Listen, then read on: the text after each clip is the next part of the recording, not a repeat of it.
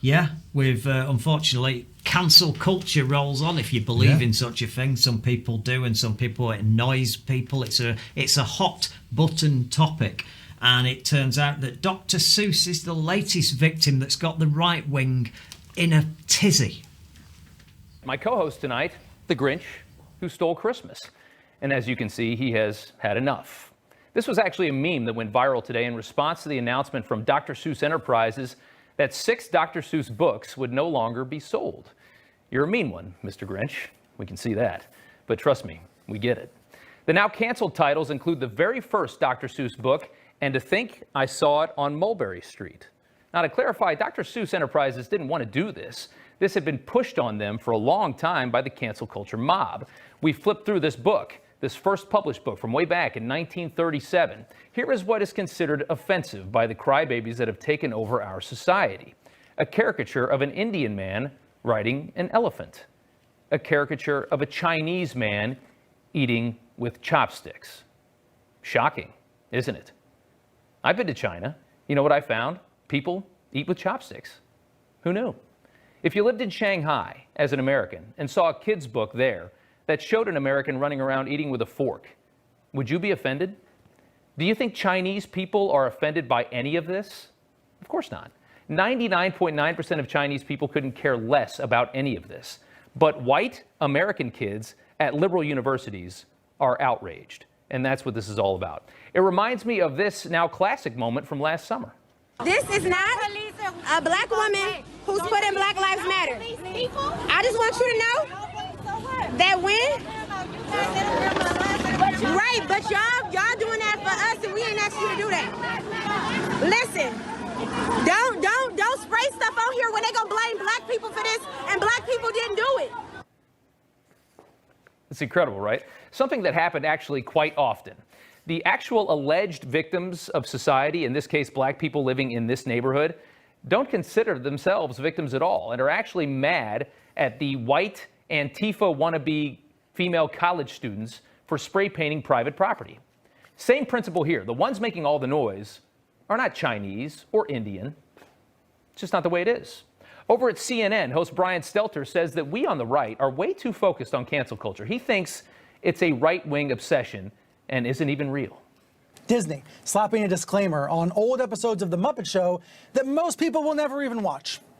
Hasbro rebranding Mr. Potato Head to promote inclusion. Democrats and Republicans battling over mean old tweets posted by a Biden nominee. All of these do matter a little. You might argue they symbolize bigger changes in the culture, okay. But there's something wrong when so-called cancel culture gets more attention than the struggles that millions of Americans are facing and the importance of a COVID relief deal. Here is Bill Maher from last weekend. And finally, new rule, liberals need a stand your ground law for cancel culture, so that when the woke mob comes after you for some ridiculous offense, you'll stand your ground. Stop apologizing, because I can't keep up anymore with who's on the list. Cancel culture is real, it's insane, and it's growing exponentially, and it's coming to a neighborhood near you. He's right. Stelter's wrong. The truth is, a huge chunk of Democrats actually agree with Bill Maher. They do. But there's no coalition of anti-cancel culture people to fight the morons that are shoving all this down our throat. 0.2% of the country, a bunch of weenies out there, have somehow wrangled incredible power over all of us with this. And we're just sitting here taking it. It's getting worse every day. What's funny is how selective it all is. I watch old reruns of funny TV shows all the time because nothing really is funny anymore. It's not allowed to be in Hollywood. I see content in countless programs from the 80s, 90s, even 2000s that by today's standards would be canceled immediately if the right people saw it and made enough noise. Imagine what will be cancelable in 5 years. They're going to have to cancel the entire history of this country. There you go. Just what a point. Newsmax, what a shit station, I'll say. I'm not swearing on this show, but it's awful. I just want to point out on the screen then at the end, they spelt cancelled wrong. They spelt cancelled wrong on the screen. Perhaps things aren't that funny anymore. Maybe they're not. That's a sweeping statement, that. Things are not funny anymore. He doesn't have Netflix, does he? No. I mean, at the end of the day, I get where I get a lot. I'm only going to say this one thing. I do get where he's coming from with a picture of the Chinese boy. It's a time. It's a bit. It's a time. Would you go back in time and change the culture? I know, but I had a conversation years ago when they did this with Tintin and the Congo, because it's got a lot of African guys with the big lips and all that. Yeah, and they decided to take them off, but then they reprinted them then with an explanation at the beginning, just to kids, as to why this was the case and why it's not really appropriate. Yeah. But it's still worth reading because it gives you an idea what things were like then. And I'm all for that, and I'm all for giving the explanation at the beginning of Gone with the Wind as to why this is not a realistic view of the era. You not have to explain it though. Should you not just better pick it up yourself? I think you should explain to younger people who don't understand that there's something wrong, because if they do pick it up and think there's nothing wrong with it, you don't want them to get the wrong idea. But I think it's important they do see how we've changed and society's got better, I think. I'll ask this question to you. Are you woke, Mike? Woke? No, I don't think I'm woke. I think I'm aware of some things that could be better and need changing, but I don't run around trying to force it on other people. I think woke is like going too far. I think woke people, when you're referring to someone as woke, I think it's someone who's preachy and pious and has a dim view of you. I mean, I meet a lot of people who are woke when it comes to smoking, who they're smokers, and then suddenly they give up smoking and they become like an evangelist and start preaching to everybody else as to why they shouldn't be doing it. And that sort of attitude I can't stand, you know. But it's a hard one though, isn't it? It's a really hard one. I remember I lived near Robinson's Jam. Yeah. There's a factory there. Yeah, I know where that was. Yeah, I remember as a kid, I used to collect all the badges, the banjo playing.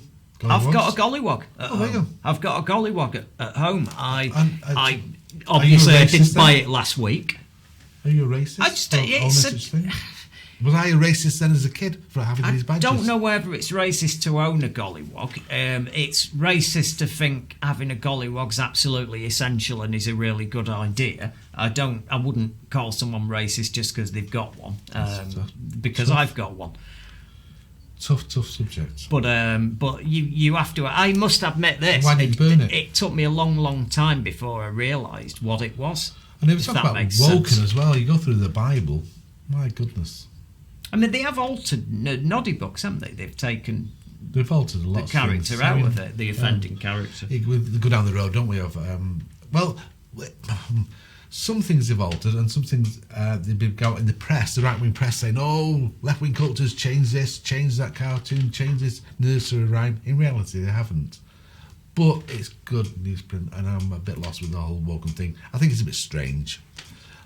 Not strange in the sense of like it's right or wrong, but some people just go too far. I just don't think you can pretend that some of these bad things didn't happen, and I think if you do, you run the risk of things repeating themselves. That's why I believe Germany dealt with their history brilliantly, and I think that America hasn't. I think that Germany have made it illegal to have the Nazi symbolism and the swastika anywhere, but they educate people in school in the appropriate place to find out about it. Whereas in America, they are not willing to admit that Confederate flag is the same. There's probably more Nazi flags in the States than there are in Germany. From what I've been watching over the last few months, I wouldn't be surprised. Thank you for watching. I'm impressed. You've passed the IQ test and got this far, so let's press that button. Let's do the last thing that helps us. It's got subscribe on it, you can't miss it, and please ring the bell for notifications of future videos.